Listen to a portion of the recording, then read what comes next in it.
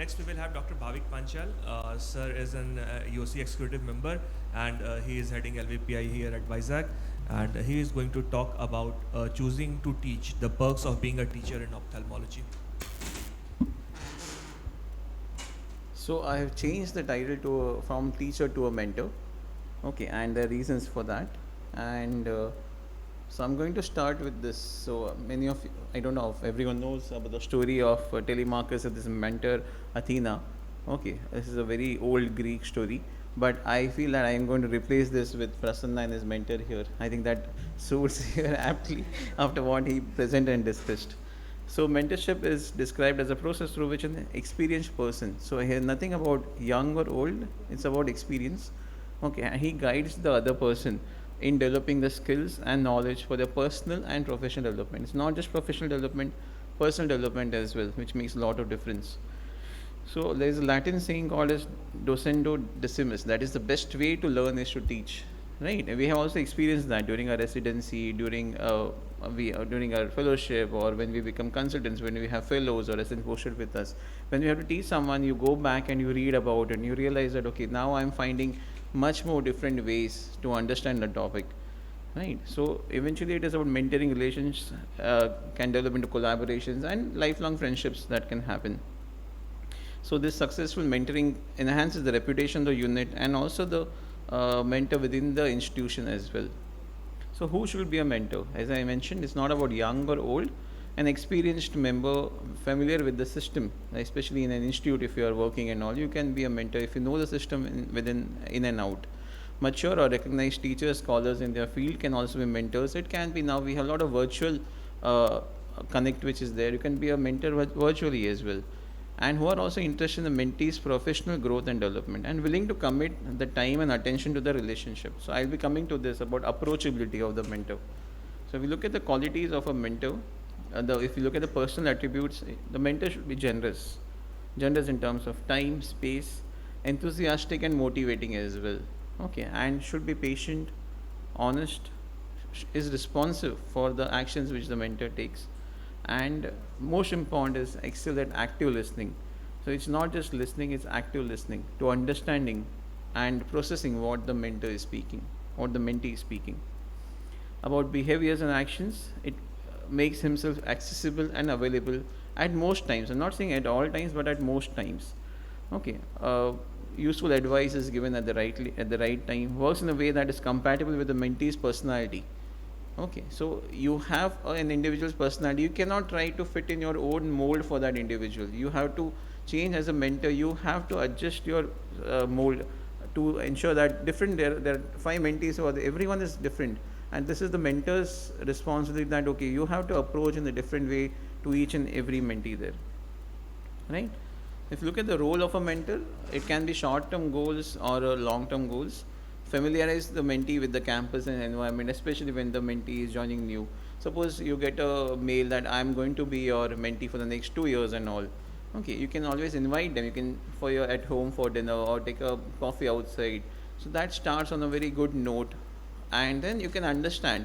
And you can spend some time to understand the personality of that individual, and then you can change your way of how we are going to deal with that individual in the next 2 years or so.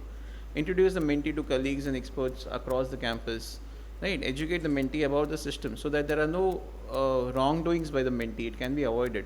In ophthalmology, if you teach them properly, train them, that you can avoid things like wrong eye injection, wrong eye block and all, which will prevent wrong things to happen in their careers in the future. Develop awareness, so help mentee understand policies and procedures, clarify mutual expectations regarding training. This is extremely important. The biggest difference between a mentor and mentee is that there is no discussion about what the mentor expects and what the mentee can do or what the mentee also expects. The mentor expects, no, you have to finish writing 5 papers at the end of your fellowship. That may not be possible. That person may be interested in something else. Okay, now that dialogue is extremely important. Help the mentee sort of priorities, budget time, balance research and teaching, etc. If you look at the long-term goals, offer constructive criticism, and also important is encouragement. A lot of times, criticism is very easy to give. Encouragement does not come in that easily by the mentors, so that affects the mentees' attitude as well. Complement the professional growth and achievements as well. right? And you can also give friendly tips to avoid errors. Give a perspective of long-term career planning. So assist the mentee in developing visibility and prominence within the profession. So suppose if I'm a mentor, I get an opportunity to present somewhere. I know my mentee is very well capable of doing that. Give an opportunity to your juniors as well. So that will also help your role as a mentor. Provide a comfortable and safe learning environment. Provide opportunities for mentees for his or her growth. Identify resources that are needed to achieve the personal and work goals, and support the mentees' attempts to achieve their goals. So balance is important here. Obviously, you are not here to promote mediocrity. Like, you realize that this person is lazy and is delaying your projects what they have given the deadlines, say once, twice, thrice, then you may have a different approach towards that individual. Okay, but then that balance is extremely important. That is where the mentor's role comes into play. So these are the challenges which are there. Impatience is one challenge. Distraction. If the mentor is self-centered, it becomes extremely difficult to work with, because everything the mentor wants for him or herself. Poor communication. If the communication skills are not good between the mentor and the mentee, the relationship is not going to go ahead. Personal differences, and finally conflict of interest. Confidentiality is extremely important. Sometimes we hear a lot of mentors speaking ill about their mentees outside the domain. So the other person thinks only in a negative way about that individual, but you are just assuming about that individual. You have not met or worked with that person. So it's very important to have this confidentiality between a mentor and mentee. Okay, and not to set unrealistic expectations. Right? So that is where communication plays a role. What are the benefits of mentoring? So from mentee's point of view, increased work satisfaction, feeling of empowerment, enhanced productivity. Again, we saw in Prasanna's case, right? He being a mentee, what he feels are the benefits of having an effective mentor on career advancement. Whereas for a mentor, it is personal fulfillment. The joy what you give, what you feel when your mentee does well, is something which cannot be measured, right? Uh, Assistance on projects obviously can happen, increased recognition. Even the mentor gains recognition if their mentees are doing well. Oh, this person was trained by so and so individual. Such a nice teaching this has happened that the mentee has grown to become such a big person, right?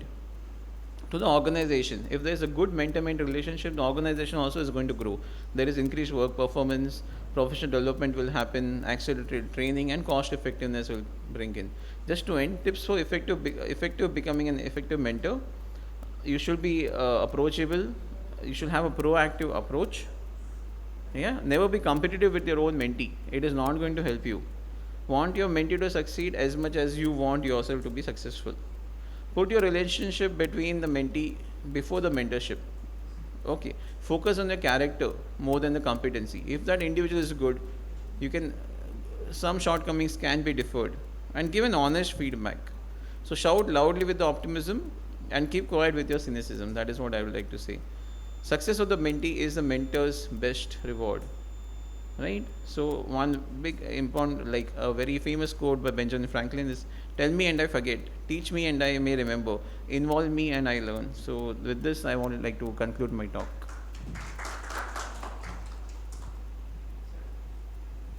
Wonderful talk, sir. Before the discussion, do we have Dr. Sudhakar here? Can anyone make a call to him? Yeah. Thank you, Bhavik sir. I think personally I resonated a lot with this mentor-mentee relationship. I think Nilesh and myself, when we were in Coimbatore, we used to discuss then also, like we had solid mentors. He'll also add on after I speak. So I would really say I would be nobody without my mentor, Dr. Satyan Parthasarathi sir. Of course, I do come from a background of ophthalmologist, but the role of the mentor is very critical, because you may have a grandfather or a father who's an ophthalmologist, but that doesn't really matter, because if you have a good mentor, a solid mentor who you can trust yourself or back up yourself. Even today, when I have an issue in my OR, or not every cases we cannot crack every case. So I noted down and I sent it to them. And if you have a great relationship with your mentor, I think you have a lifelong association where you can always learn from one person. I think Nilesh can add on to your innovation where you had a solid mentor, right? I think you can share your. I am what I am because of my mentor, Dr. Ashish Sharma. he changed my life. My father, I am a second generation ophthalmologist, so my entire thinking was to go into my private practice, and this academics and all is like, I just wanted to present one or two free papers here and there and just be done with it. And that's the difference between a teacher and a mentor. I had very good teachers right from my beginning, from my schooling days to my presidency.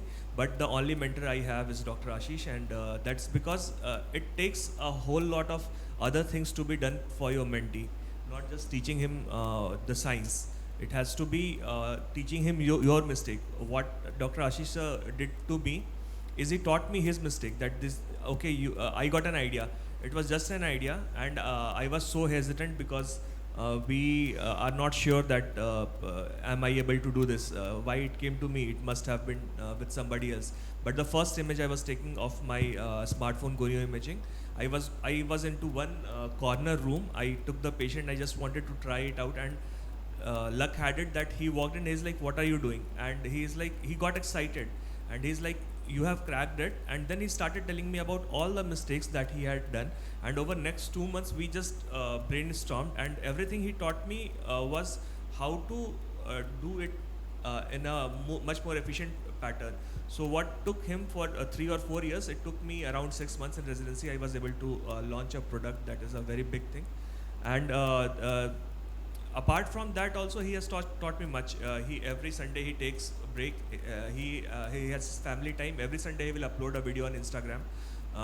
His wife is singing, or his son is singing, or he's playing guitar, or they are vacationing or anything. So that gives that, okay, life is beyond that. He is much successful, but it's not that every Sunday you have to spend being in a conference sitting in suit. He relaxes on beaches, and he has fixed that, okay, only 10 or 15 conferences this I will attend. So mentoring is, I think, overall making you a better person rather than just making you a better academician. So, Bhavik sir, you are now in an Apex Institute. So you have, I think you must have seen both the roles, right? As a mentee as well as a mentor. So any personal incidences which you'd like to share, which has really made a mark in your life? Yeah, so I will say two of my mentors. One is Dr. Rajanarayanan during my residency. He changed my outlook towards ophthalmology. So though he was my thesis guide, but the way he used to teach me just and mentor me for ophthalmology per se, that really helped. And second is Dr. Avinash Patange. So not just retina, he has taught me a lot of things, what to do, what not to do in life. So both the things. LVPI has, I think, has done a great thing where they mentored a series of young leaders, and then they handed it over to them at a very right time, so that the entire perspective of the organization has now changed, and it's more toward growth. So I think mentoring is also passing on the baton, and being very secure that you can pass on the baton, and you won't be sidelined or anything. You will get the respect that you deserve, but still the mentees can grow and bring in new changes. And for the young ophthalmologist attending and listening to this, I think again me and Nilesh, I think we are coming from a background of, so I was into, it was not a tertiary eye care center, but it was a glaucoma center of excellence. And similar thing for Nilesh as well. He was in an institute where innovations were being given the foresight. I think you need to explore, there are so many different options. There are institutions where you can do your fellowship. There are places like where I have done my fellowship, which was known only for the glaucoma practice for what it was. So similarly, there are many different options, many different paths. We are all trying to move towards a common journey, but the destination is one, but the paths may be different. So that is one thing. Be open to it, so that you will always see the opportunity when it presents to you at your doorstep. So there are not a single path. So you need to be only in an Apex Institute or only in an institute where many departments are flourishing. So I've been in a place where the glaucoma and medical retina was very good. So so even in those kind of centers where you do a fellowship, you can always learn a lot, and it will help you. So to conclude this, what sir was telling, I think we never were a part of a very premier institute during our entire training, and in my diploma I got only 10 cataract surgeries. In my DNB I got 10 cataract surgeries. SICS steps, not even a single. But that I knew when I was entering that institute, that I am not able to get that. That institute is not known for it. but then you have to find out what, during my diploma, the institute that I had joined had very good theoretical thing. They had a very vast library, and the consultants were very much knowledgeable about the theoretical part. So I grabbed upon that. So that, and then as a mentee, you have to like really extract that out of your mentor and your institute. It's not their responsibility to teach you everything, but whatever they are good at, we have to take, we have to imbibe from them. So when I entered into Lotus, there was innovation, there was a refractive, and then there was medical retina, these three. So I grabbed everything that I could from all of it. So even if you're not in a premier institute, you can still be, you can take out whatever you want, and then grow. And that is where the mentee role also comes in. Sure. So Thank we you will so much. yeah, so Yeah, please. please. Can you please introduce yourself and Hi, I'm Prapun. I'm basically from a HR background. I'm a HR turned full-time entrepreneur. So I have my own startup in AP Innovation. So the question for you is, sir, you mentioned the qualities of a mentor is motivating. So can you help us understand, is the motivating the right word in the current context? you mean to say motivating, right? Yes. Yeah, to be honest, because see, sometimes it's just not motivation, but also showing the right direction. Okay, because an individual might be hard working, but if they do not have a right direction, right, they may lose that motivation. So it's important, is all linked. One is you show the right direction, and once that individual is in the right direction, you also keep on motivating that individual. Sorry to interrupt, Yeah. sir. True. Yeah, just give we'll- me a second, because you we'll didn't have- carry. Just give me a second. Okay, fine. So I'll just give me my perspective. Okay. Rather than the motivation, I believe in inspiration kind of a thing, which actually make them to identify from their own journeys, or the work they do, or they get to see from their seniors or someone, Yeah. will actually help them more in terms of rather than telling motivation. From next time, it could be a inspiration, can be a right word, because motivation is something like a external factor. We need to depend on someone else. Maybe your mentee can no, take correct. that. I take that point. I'm trying to say, see, you can get inspired by any of the personalities who are not present with you. Okay. Nearby, like some within the family, or within the Correct. Yeah. stories from No, the say I have an hospital. idol. Okay, he can inspire me, but a mentor being with you will make a lot of difference. True. There is another question, but I will I stop think we here. can discuss Yeah, outside we'll stop in here. the session.